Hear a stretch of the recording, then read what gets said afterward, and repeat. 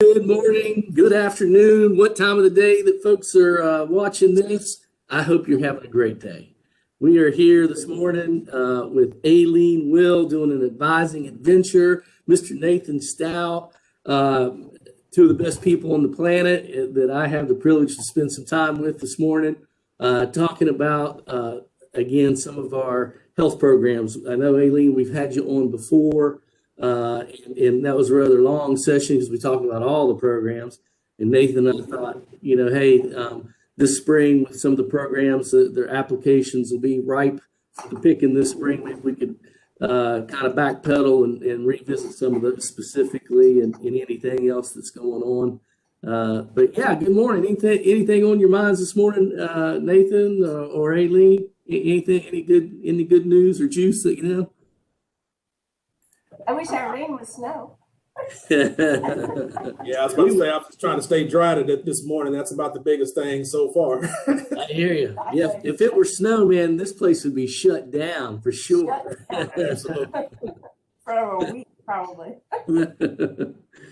All right, well, Aileen, if you want to talk to us about some of the programs that applications will be opening up for this spring and what people need to do and know and any changes, we're attentive listeners at this point. Terrific. Well, Health Programs has 3 applications opening up next week. Nate, do you mind pulling up the chart of the application dates for me? Sure can. I think I can. Hold on.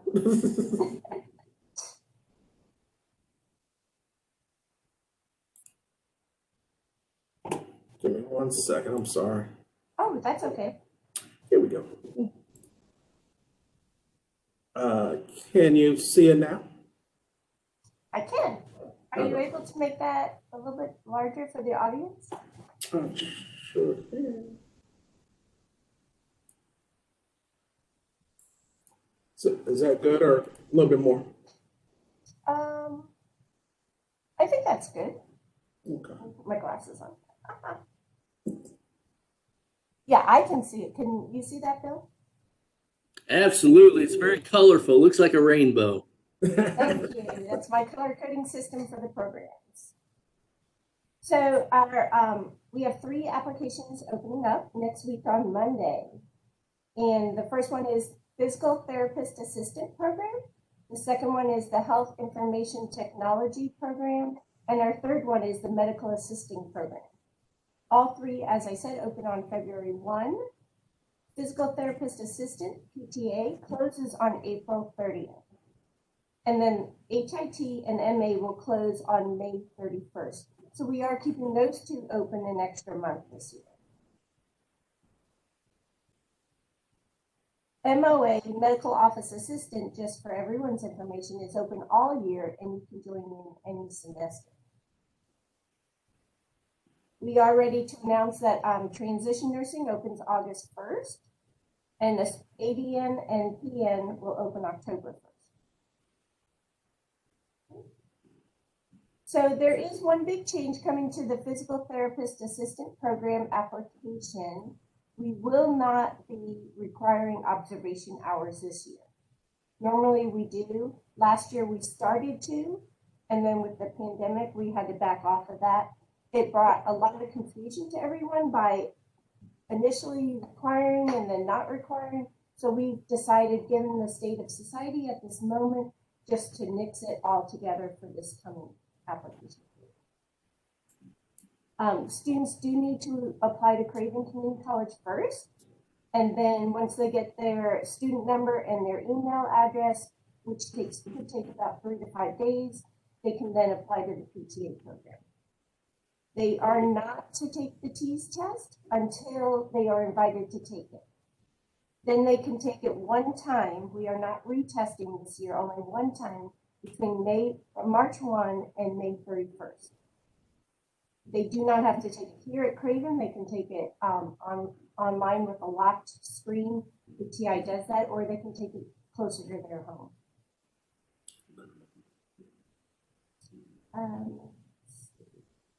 The second one that's open is the HIT. That's a very simple application. There are no additional requirements. It's only a 2.0 GPA to get into that program. And that program can take students all the way up through the doctorate level. If they wanted to go on to ECU, ECU offers a doctorate level. And then MA is also opening, and that's a simple application as well, with a 2.5.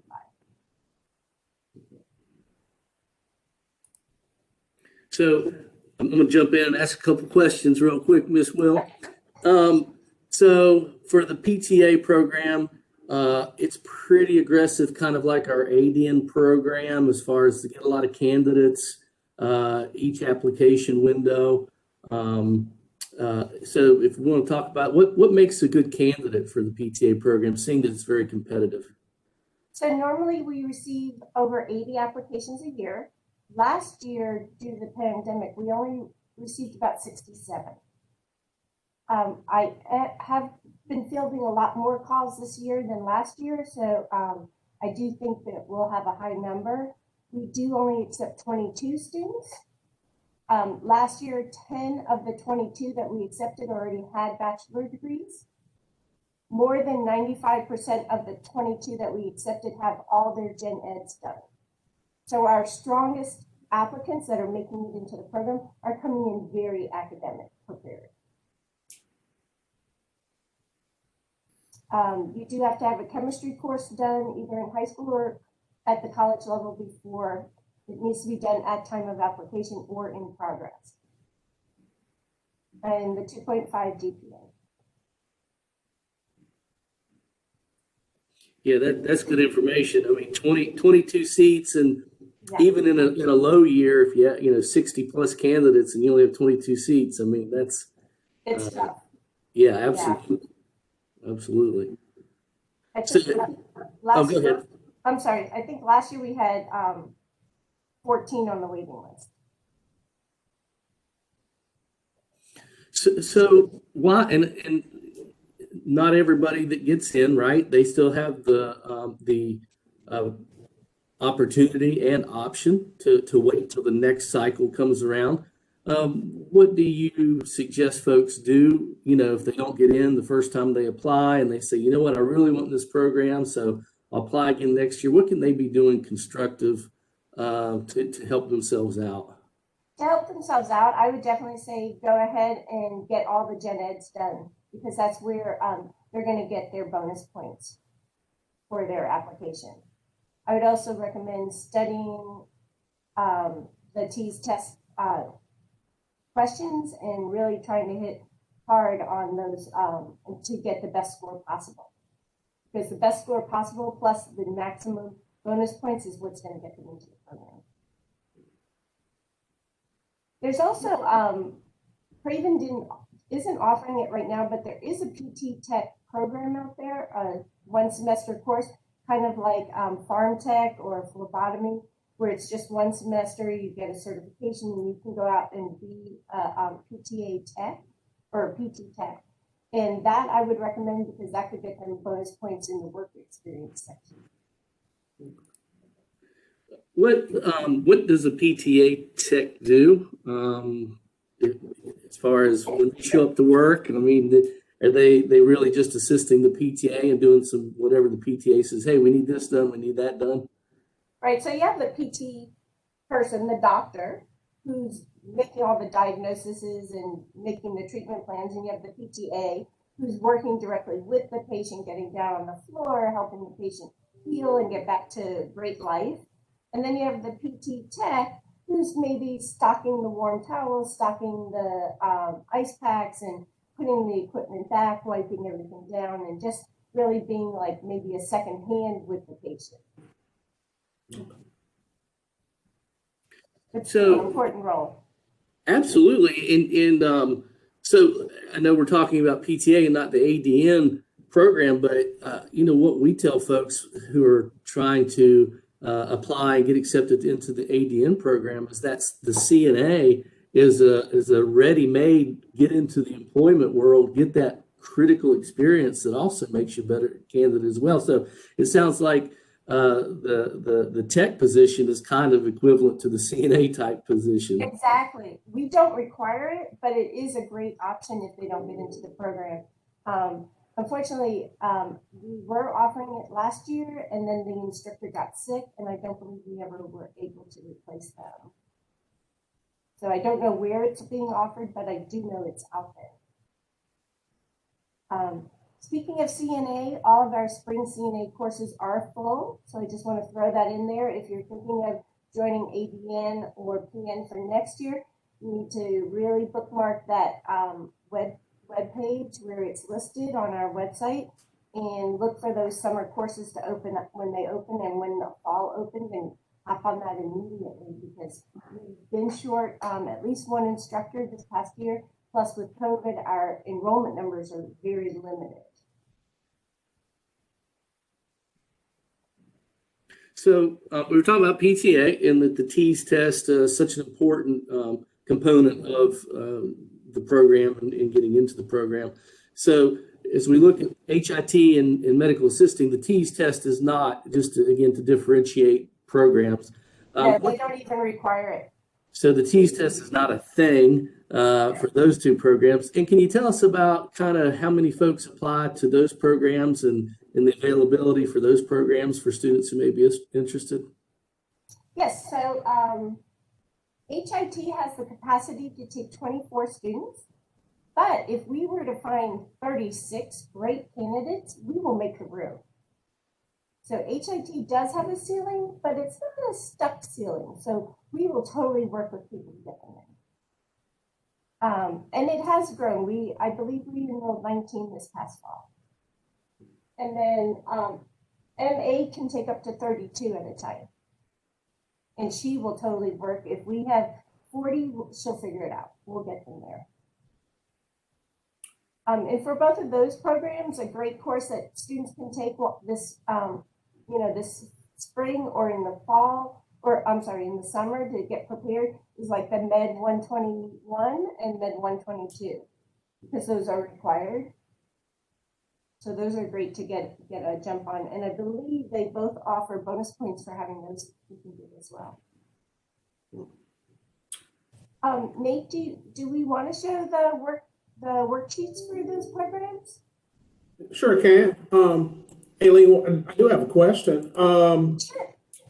So we get a lot of students who came in and they say, hey, I want to do insurance billing at home, or I want to work for an insurance company, or do billing at the hospital.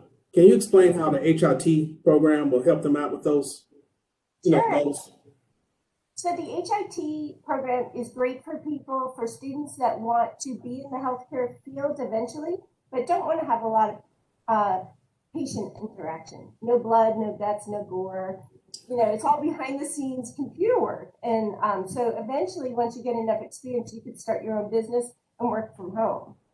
MOA has the medical and billing coding certificate, as well as the associate degree in that, if that's more what you want. HIT is just really more on the computer side, running the hospital computer systems and the more vastness of it all. All right. Get ready to share my screen right now for you. Which one are you going to show first? HIT. Perfect. Okay. Hey, you just want the admissions sheet? Is that correct? Yeah, so this will show exactly the steps to do this.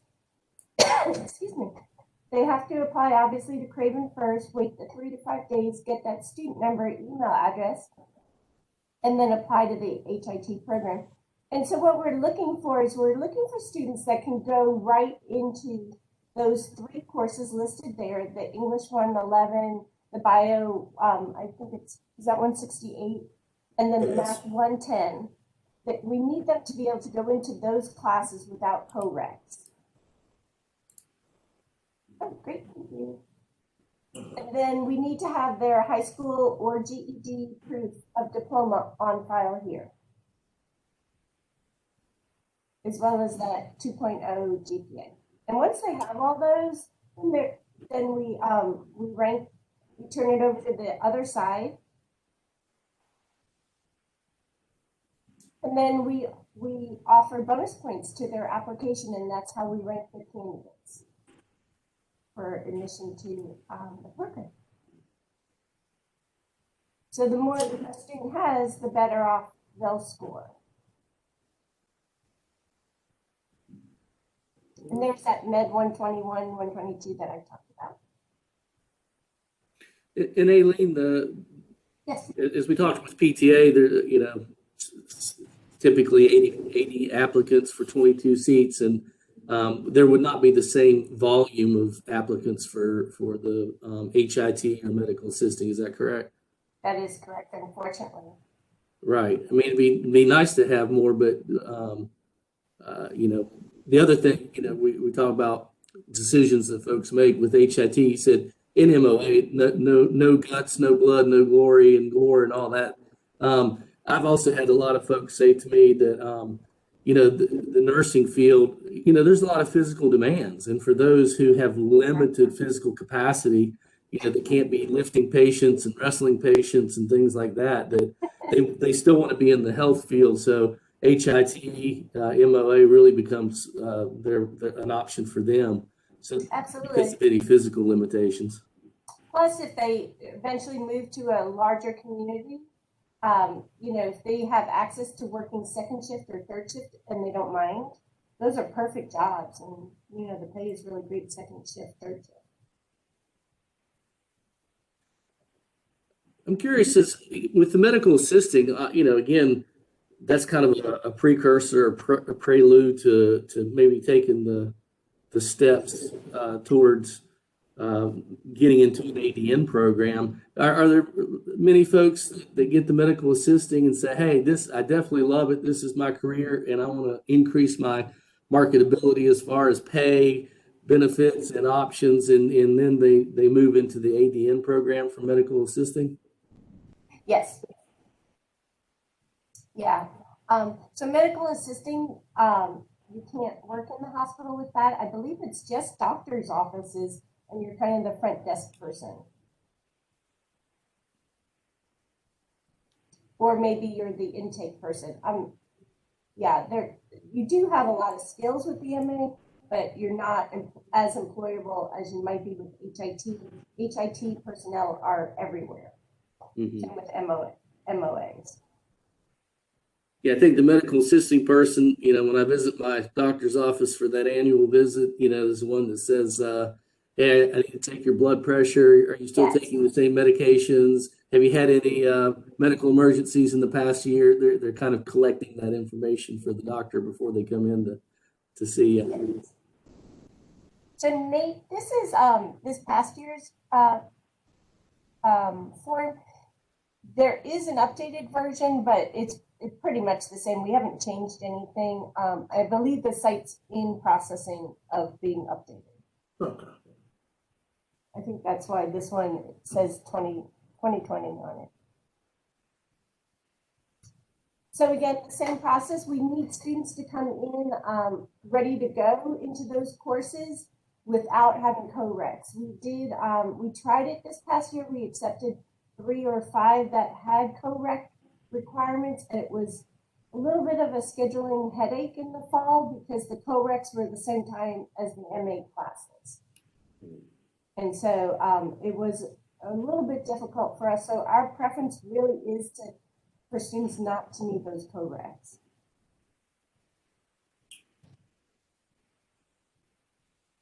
And then this program does award if you have other certificates, like if you're already an EMT, a CNA1, a CNA2, a phlebotomist, or even, and then she has other, like if you have your farm tech certificate or any other relatable certificates, she will give bonus points for those as well.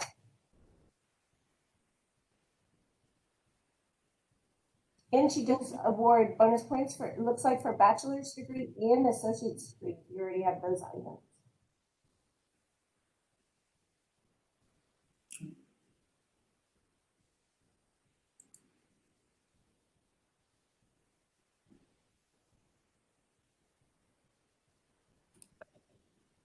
So we also what you call the wagon wheel that I love. That's a great graphic, and Nathan might get ready to pull that one up. But just kind of also shows what we've been talking about. So what kind of employment can you get with these various degrees and certifications, diplomas that we're talking about?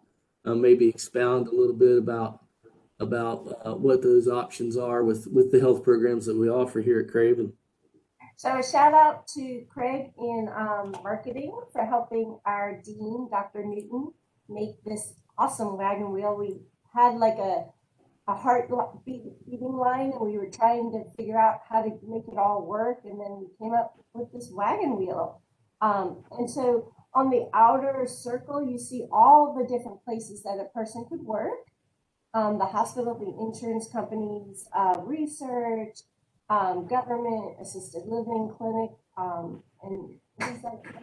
Oh, even private practice in the law office. And then we kind of group the items, the courses and the certifications and the diplomas and the degrees together. So like you have your PTA, physical therapist assistant, and your physical therapy technician, PT tech, that we were talking about earlier. You have your practical nursing and your registered nursing together. You have your HIT and your MOA. So there is overlap in those two, obviously. You have your NA1 and your NA2. Oops, sorry. I lost you guys. No. There you are. You do have your, also you have your medication aid, which I had not mentioned earlier. I do apologize for that. You have your pharmacy tech, your phlebotomy tech, and your EKG tech, which I haven't mentioned either. And that really is interesting, the EKG tech. I think that would be really cool. And then you have your central sterile tech or processing tech, and you have your activity director. And your activity director, that person works mostly in senior citizen retirement homes, assisted living homes, planning the activities, obviously, for senior citizens. Then you have your emergency medical tech and your paramedic. Those are two more programs. And you have your medical assisting and medical responder. So your medical responder has a little bit less education and abilities than your EMT. So the hierarchy would be like medical responder, then your EMT, and then your paramedic. So it's really kind of a neat graphic just to show all of the programs that we offer. Yeah, and then to kind of it works out as well on this health wheel that everything in the lower portion of the wheel comes through what we call workforce development. Just so folks understand, like, when they come in to talk to us in student services, Parker Hall advising, we talk to them about how to prepare for these programs in everything, the nurse aid, medication aid, pharmacy tech, phlebotomy, EKG, all those on the lower portion of the wheel would actually be registered through workforce development, meaning the requirements are not as stringent as if you were applying to one of our other programs on the upper part of the wheel. Yep, and so it's again a very quick way to get a certification and get through the doorway of employment in the health field. And we'll call this the foundation of the wheel. And you work on that foundation and get some of those things. And then you're working, you're employed, you're getting the experience as you then apply to some of these programs that'll take a little longer to complete, up to 2 years to complete some of these degrees. Yes. And all of those certifications are all one semester. The NA1, they're all one semester, which is nice. So yes, I love the wheel. It even was more intricate than maybe we even first looked at it. It's like, oh, good, there's a foundation to the wheel. Yes, which I didn't even know. So thank you so much. But yeah, and again, when folks come in and they say, look, I really need to find some pretty quick employment, the health field, we know it's not, the demand for jobs in the health field is not going to go anywhere. That is always going to be in demand. And the pay and the benefits are good. The ability, building blocks of the health field. Hey, if you want to keep moving, there is always room for growth educationally, as well as professionally. So to me, that is, when folks are coming in and asking, hey, what can I get into pretty quick? This is definitely a field that offers some opportunities. And we do offer, some of those courses are offered down on our the Havelock campus as well. You're not necessarily required to come all the way to New York. Just trying to think of any other issues from it, as we talk to people and clear things up. And again, one thing is when folks look at the website or even talk to somebody initially, one of the things we have to make sure they understand is the requirements to apply to a program and then the recommendations for the gen eds. Because some people say, oh, I have to complete all those gen eds before I apply to the program. And that's just not the case. That is not. A big misuse of terms would be the prereqs. I've got to do all my prereqs. And the only prereq really is the having the chemistry course done. For any of those programs, is having chemistry. Then, yes, it does help to have the biology 168, 169 done. It helps you because your test scores will be stronger. You'll get the bonus points. You'll have a great GPA if you've done well. But the prereq is chemistry. Now, the other one I would mention too, though, is it's the GPA, right? I mean, the GPA is very important. But can you tell us about folks who have done classes at other institutions, community colleges, universities, maybe have a couple transcripts out? How do you use all that to come up with, a GPA that might make them eligible or ineligible? Exactly. So if they've taken the last 12 credits of their collegiate career here at Craven, we will transfer the other courses in for credit, but we will only use the Craven GPA.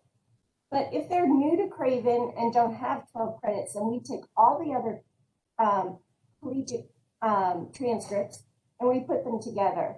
So only classes above 100 that are not remedial do we take into consideration. And then we make a GPA for each university and then we bring them all together. So they're not, so even if they did poorly at one university, but much better at the other, we bring it all together so that they're not punished just for one place. Yeah, we do have an intricate formula that we use, so it's not very, it's hard to explain, but. No, you're right. And I, when folks say, well, hey, if I send you my unofficial transcripts, can you tell me if I'm coming? I'm like, no, I do not want to try to figure out if you have the GPA that qualifies you or not. You need to go to Aileen Will and let her help with that calculation. Thank you. And our registrar, the ladies over there are amazing. They're really on top of it. And they're getting the transcripts uploaded and processed and interpreted very quickly, and they're doing a great job for us. So I definitely recommend getting those high school transcripts over to us as soon as possible. I know there's a little bit of a double standard when you apply to Craven. You don't necessarily need the high school transcript if you're coming in with a bachelor's or associate's degree. But all of our accreditors require the high school transcript be on file, so just submit that anyways. Yeah. And that's a critical point. Thanks for pointing that out, because they'll say, well, I didn't have to have that to apply to the college. Well, you need it for the health programs because of the accreditors. Exactly. And that's something that, come May 1st, if your high school transcript is not on file for PTA, there's a good chance we'll close your application. We won't even, we may accept it late if you can show proof that you ordered it ahead of time, but generally we're pretty deadline driven, especially with the volume of applicants that we get. So, Aileen, I know we get a lot of students who may not turn in all their college transcripts. you know, Yes. for one reason or another that may owe a debt or whatever. When you're doing that GPA, do you require them to turn in have all their college transcripts listed, or will you just take Yes, what they turn? if on the application they say they went to, you know, Susie Q's college, and then when I go and check transcripts, if Susie's Q's college is not there, I can't process it until it shows up. If Okay. they disclose that they went somewhere, I have to have it. Thank you. Yeah, and especially if they want the credit for those courses. You know, now a student that never sends something, then they're not going to get those credits, and I don't need, you know, I can't say anything. But once you send it and we have it, we have to use Thank you. it. So another question that comes to mind just for folks who are watching, we know in the ADN programs, you have to make certain grades to stay in the Yes. program. How does that play out for PTA, HIT, medical assisting? Do you have to maintain certain grades to stay in the program? Yes, I believe that they're all, I know PTA is the B or higher. I think the other two are B's or higher, but at least C's are higher. I mean, D's in any of the programs, no matter what, are not going to count. Yeah. But generally, students that I've encountered that leave any of our programs, it's more maybe financial sometimes, or they're moving out of the area. I don't come across too many that fail out, which is great. Yeah, no, I agree. The one, and I don't know of all the cases, but the cases that I am aware of, it's typically, you know, some type of family emergency or moving or, you know, something of that nature as to why. Exactly. Mhm. Yeah. What do you think, Mr. Stout? Have we picked our mind pretty good? Is there any meat left on the bone that we need to chew on? I think we took all the meat off that bone. It was a good conversation today. Absolutely. All right. So, Miss Aileen, we sure appreciate your time, your expertise, the encouragement that you give to our students that we send over to you. Because we know, again, a community college, we're trying to support our community, doctors' offices, hospitals, healthcare programs of all kinds. You know, we need good folks, good students in here so they can get the training and education and get out there in the community and keep the doctor's offices rolling. So when I roll in once a year, they can take care of me and keep me rolling until I'm 95 or 96 years old. And, Exactly. but truly critical positions in our community, in neighboring communities. So very important what you do and what our faculty does to train folks. And we just want our students in Craven and the counties around us to come on in and see what we have to offer, and we'll help you get going. Awesome. Yes. Thank you so much. All right. Well, we're going to sign off for now. Everybody take care, stay well, and we'll see you soon. Okay, bye.